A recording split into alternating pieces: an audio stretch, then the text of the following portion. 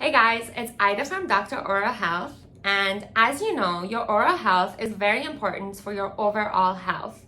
Dental problems can translate to gum disease, cavities, problems with speaking and eating, bad breath, and also reduced confidence. The ADA recommends brushing your teeth twice a day for 2 minutes and cleaning between the teeth once a day.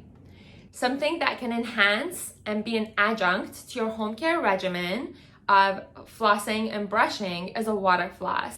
Water floss is especially good for people who have braces, bridges, or areas of the mouth that they can't get to because of diseases like arthritis. So I have partnered up with Fairywill, and I will be talking a little bit about their water floss that they have sent me.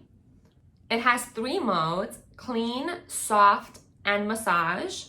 It has a large water tank, and once it's fully charged, it will last you for about 21 days.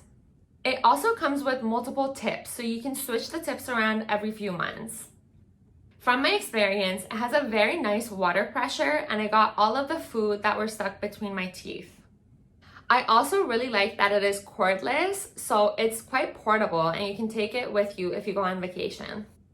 I recommend to use this product with a floss for plaque removal and also improved health of your teeth.